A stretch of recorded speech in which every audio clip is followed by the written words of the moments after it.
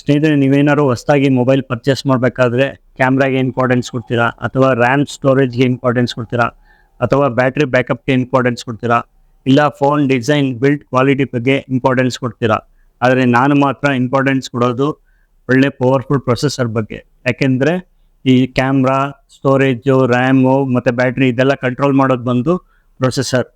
ಹಾಗಾದರೆ ಪ್ರೊಸೆಸರ್ ಅಂದರೆ ಏನು, ಇದು ಯಾವ ರೀತಿ ವರ್ಕ್ ಮಾಡುತ್ತೆ ಮತ್ತು ಇದ್ರ ಕೆಲಸ ಏನು, ಇದ್ರ ಬಗ್ಗೆ ಕಂಪ್ಲೀಟಾಗಿ ಈ ವಿಡಿಯೋದಲ್ಲಿ ತಿಳ್ಕೊಳ್ಳೋಣ ಬನ್ನಿ.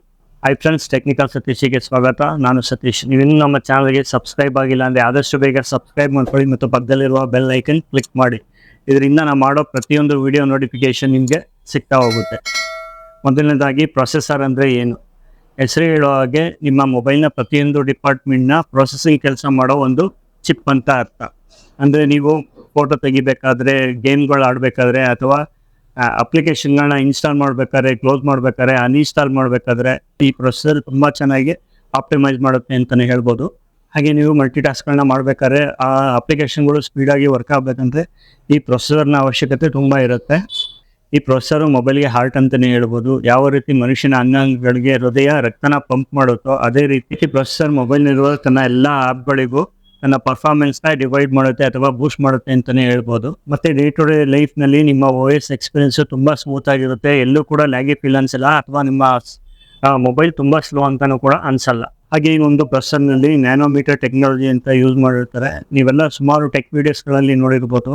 ಈ ಪ್ರೊಸೆಸರ್ನಲ್ಲಿ 14nm ಯೂಸ್ ಮಾಡಿರ್ತಾರೆ, ಅಥವಾ 12nm ಯೂಸ್ ಮಾಡಿರ್ತಾರೆ, ಅಥವಾ 4nm ಯೂಸ್ ಮಾಡಿರ್ತಾರೆ ಅಂತ. ಅಂದರೆ ನಿಮ್ಮ ಮೊಬೈಲ್ನಲ್ಲಿ ಎಷ್ಟು ನ್ಯಾನೋಮೀಟರ್ ಟೆಕ್ನಾಲಜಿನ ಕಮ್ಮಿ ಯೂಸ್ ಮಾಡಿರ್ತಾರೋ ಅಷ್ಟು ಪವರ್ಫುಲ್ ಆಗಿ ನಿಮ್ಮ ಪ್ರೊಸೆಸರ್ ವರ್ಕ್ ಮಾಡುತ್ತೆ. ಅಂದರೆ ನಿಮ್ಮ ಮೊಬೈಲ್ನಲ್ಲಿರುವ ಅಪ್ಲಿಕೇಶನ್ಗಳು ತುಂಬ ಸ್ಮೂತಾಗಿ ಫಾಸ್ಟಾಗಿ ವರ್ಕ್ ಆಗುತ್ತೆ. ಇನ್ನು ಕೋರ್ಸ್ ಬಗ್ಗೆ ಹೇಳೋದಾದರೆ ಪ್ರೊಸೆಸರ್ನ ಒಂದು ಯೂನಿಟ್ ಅಂತಲೇ ಹೇಳ್ಬೋದು. ನಿಮಗೆಲ್ಲ ಗೊತ್ತಿರೋ ಹಾಗೆ ನಮ್ಮ ಮೊಬೈಲ್ನಲ್ಲಿ ಡ್ಯುಯಲ್ ಕೋರ್ ಅಂದರೆ 2 ಕೋರ್ ಯೂಸ್ ಮಾಡಿರ್ತಾರೆ, ಅಥವಾ ಕ್ವಾಡ್ ಕೋರ್ ಅಂದರೆ 4 ಕೋರ್ ಯೂಸ್ ಮಾಡಿರ್ತಾರೆ, ಅಥವಾ ಆಕ್ಟಾ ಕೋರ್ ಅಂದರೆ 8 ಕೋರ್ ಯೂಸ್ ಮಾಡಿರ್ತಾರೆ ಅಂತ ಅರ್ಥ. ಅಂದರೆ ನೀವು ಪರ್ಚೇಸ್ ಮಾಡಿರೋ ಮೊಬೈಲ್ನಲ್ಲಿ ಇವು ಡ್ಯುಯಲ್ ಕೋರ್ ಅಂದರೆ 2 ಭಾಗಗಳಾಗಿ, ಕ್ವಾಡ್ ಕೋರ್ ಅಂದರೆ 4 ಭಾಗಗಳಾಗಿ, ಅಥವಾ ಆಕ್ಟಾ ಕೋರ್ ಅಂದರೆ 8 ಭಾಗಗಳಾಗಿ ಇವು ವರ್ಕ್ ಆಗುತ್ತೆ. ಫಾರ್ ಎಕ್ಸಾಂಪಲ್, ಮಲ್ಟಿ ಟಾಸ್ಕಿಂಗ್ ಮಾಡುವಾಗ ಕೆಲವೊಂದು ಫೋನ್ಗಳು ಹ್ಯಾಂಗ್ ಆಗೋ ಚಾನ್ಸಸ್ ಜಾಸ್ತಿ ಇರುತ್ತೆ, ಅಥವಾ ಪೇಜ್ಗಳು ಎಸ್ಕೇಪ್ ಆಗೋ ಚಾನ್ಸಸ್ ಜಾಸ್ತಿ ಇರುತ್ತೆ.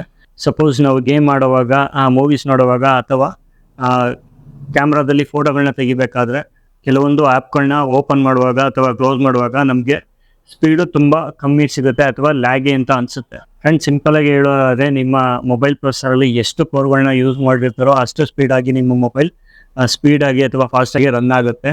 ಸ್ನೇಹಿತರೆ, ಪ್ರೊಸೆಸರ್ ಟೈಪ್ಸ್ ಬಗ್ಗೆ ಹೇಳೋದಾದರೆ 4 ಟೈಪ್ಸ್ ಪ್ರೊಸೆಸರ್ ನಮಗೆ ಸಿಗುತ್ತೆ. ಫಸ್ಟ್ ಬಂದು ಸ್ನ್ಯಾಪ್ಡ್ರ್ಯಾಗನ್ ಪ್ರೊಸೆಸರ್ಗಳು ಮತ್ತು ಮೀಡಿಯಾಟೆಕ್ ಪ್ರೊಸೆಸರ್ಗಳು.